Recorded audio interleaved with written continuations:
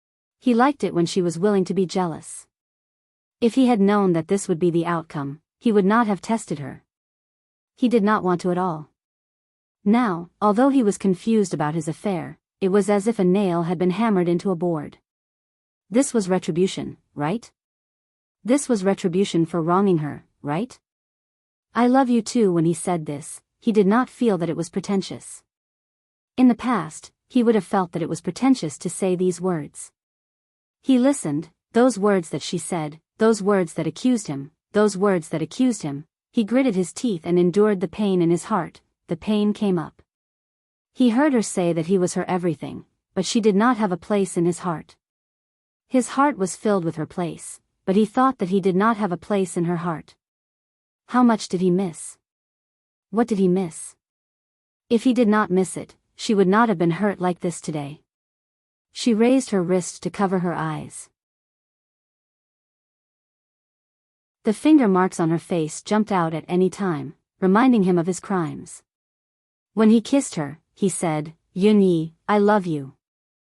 I love you too." The low male voice played a beautiful movement in the room, circling around and not retreating. It was clearly a melodious cello, but at the end of the note, a sorrowful arrow was added.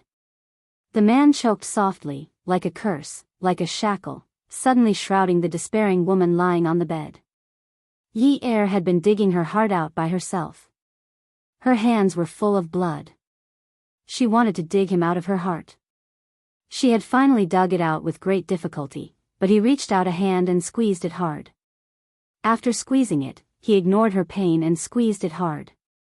Attention, Songshu 566.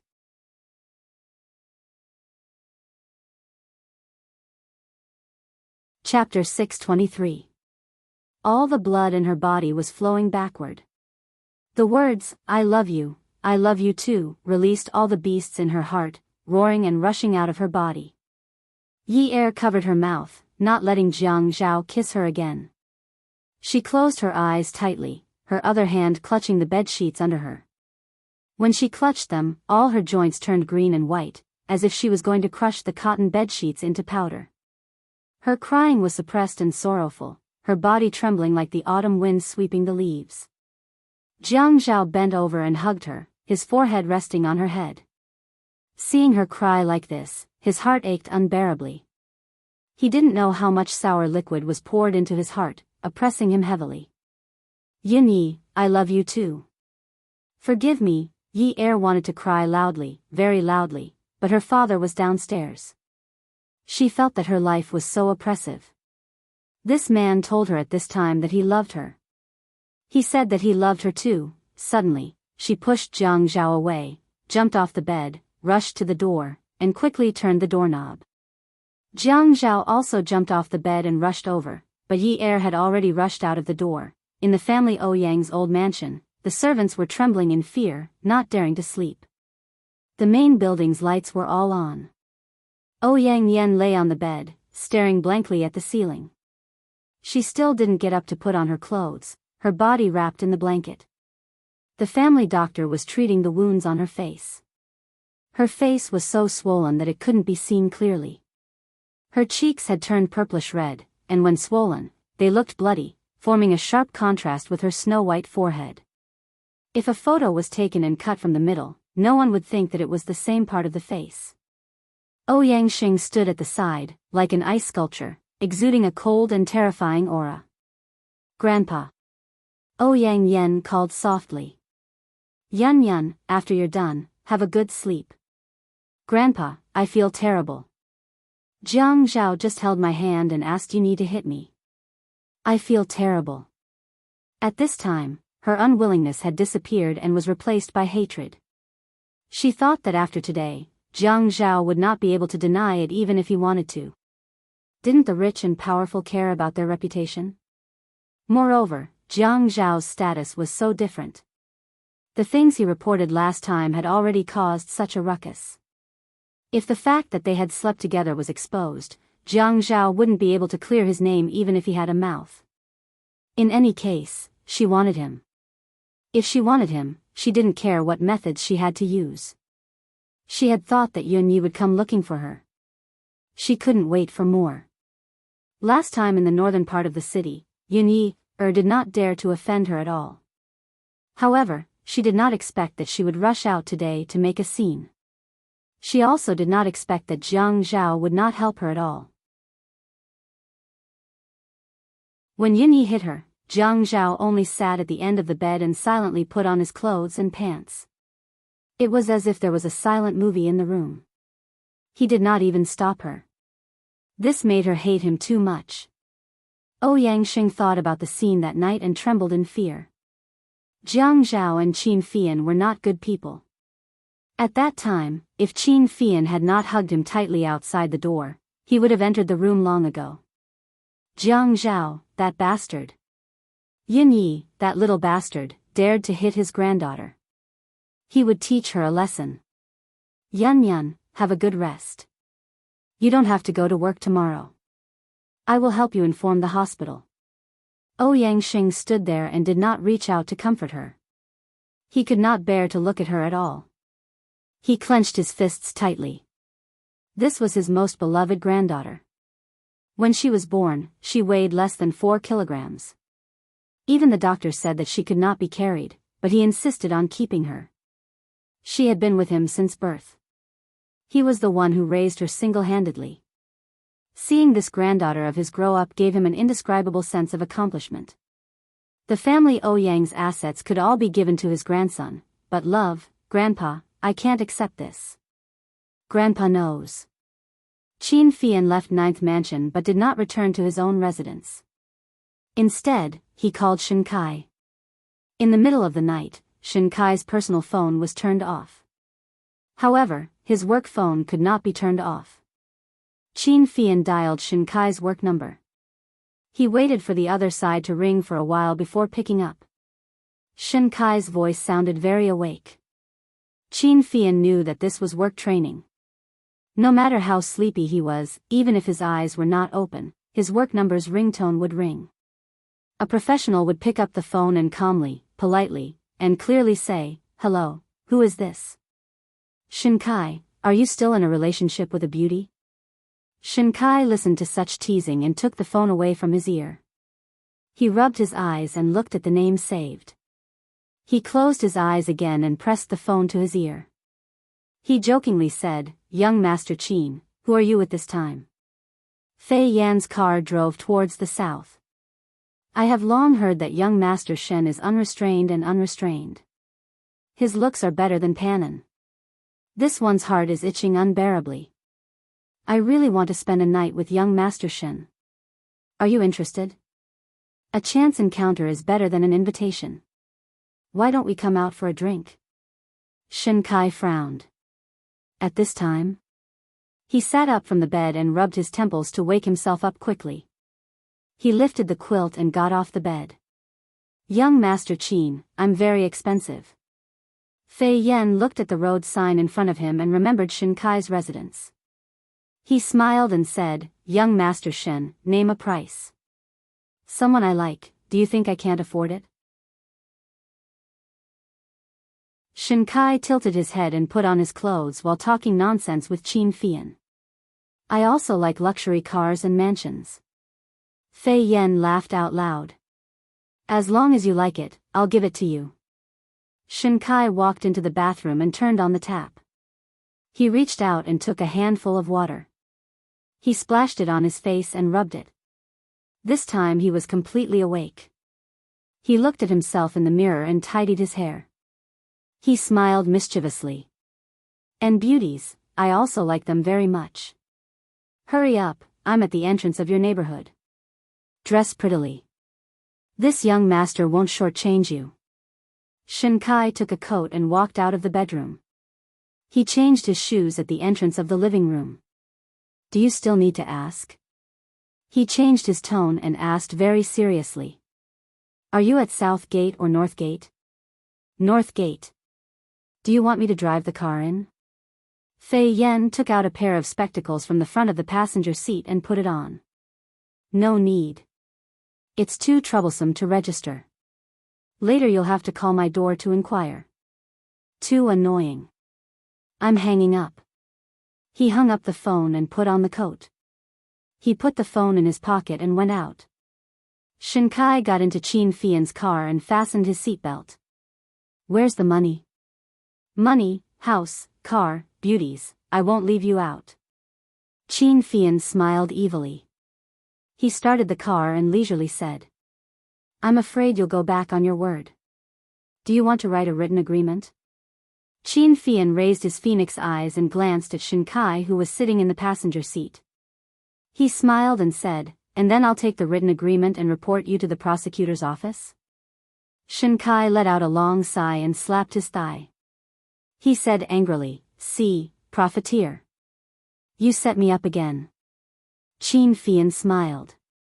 Today, he came to find Shinkai for the word, set me up. Brother Kaizi. Shinkai was the same age as Jiang Zhao and older than Qin Fian. In terms of age, it wasn't a big deal to call him that. But Shinkai narrowed his eyes and glanced at Qin Fian, who was driving. He raised his hand and put it in gear. Don't. He put his hand down and looked forward. You can still call me young Master Shin. Shinkai, Shin Yuan, Kaizi, all are fine. Don't add brother at the back. If you call me brother, nothing good will come out of it. Shinkai understood the rules between the young masters of wealthy families very well. He knew that Qin Fian was looking for him for something today. Otherwise, he wouldn't have called him so late at night to chat. Between the young masters of wealthy families in Haicheng, unless they were really related by blood, they wouldn't call him a brother if they were only a few years older than him. Once they called him brother, it must be something difficult. But why would Qin Fian look for him? Qin Fian drove the car to Qin Palace. Fine, Kaizi, I'm too lazy to call you brother. I still want to act mature. Heh, you're such a beautiful woman. Don't be mature. You're more attractive when you're younger. Qin Fian laughed shamelessly. As long as you like it. In Xia Qian's words, Qin Palace was the most expensive and high-end place to take a bath in Haicheng. Xia Qian's dream was to go to Qin Palace to take a bath when she had money. But Qin Palace wasn't just a place to take a bath. It had food and entertainment. Using Jiang Zhao's words, Shinkai was just a loafer after taking off his uniform. He was just a loafer that was so handsome that it was bubbling. The car stopped outside the hotel. Shinkai acted like he had never seen the world. Yo, young Master Qin, everyone knows that the best place in Qin Palace is to take a bath. There's only one hot spring in Haicheng, and it's all occupied by you. So you're not taking me to the hot spring, but to a hotel room? Isn't it better to warm up in the hot spring in a hotel room? Qin Fian turned off the engine. In fact, Shinkai had always found it interesting. Qin Fian was a well-known homosexual in Haicheng, but the rich young masters were not afraid of being involved with him. They were also not afraid of being misunderstood. They put their arms around each other's shoulders, and some even deliberately went up to him, saying that they wanted to flirt with him. Qin Fian didn't care if they were mocking or teasing him. He didn't reject them all and just played along. Heh, look at how anxious you are. The CEO elevator went straight to the top floor of Qin Palace Hotel. Qin Fian sometimes stayed here. After opening the door, he flipped on all the lights. Then he asked Shinkai whether he liked Chinese or Western food. He walked to the telephone and dialed the internal line, asking the kitchen to prepare some supper. The top floor was decorated according to the standard of a presidential suite. In Qin Fian's words, he had to experience the service here often to know how to improve it. In this regard, he was different from Jiang Rui, the eldest brother of the Jiang family. Jiang Rui also had the business of many five-star hotel chains in the country, but in his own hotel, he only had a luxury suite for himself to stay in occasionally. After the waiter left, Qin Fian invited Shinkai to sit down at the table. Shinkai looked at the high-end Chinese food on the table. Tell me, what's the purpose of this feast at Hongmen? Qin Fian personally poured wine for Shinkai. The red wine in the decanter smelled fishy. It was red blood, and the blood on the wall was light as if it was washed with water. Feeling a little hungry, he ordered a steak for himself and drank some red wine. His movements were powerful and elegant as he smiled. Kaizi, that last Shen came to the Qin Palace to take a bath that day with a male celebrity. A guest saw them and took a photo. It was a photo of the two of them kissing. Not only were they kissing, but they were also pinching, hugging, and rubbing. At that time, I was worried that the photo was too intimate. So I kindly took the camera down. It took a lot of effort. Attention, Songshu 566, that you're tuning into the Dreamy Love Stories YouTube channel. Don't forget to subscribe and join us on this journey to catch the most captivating stories.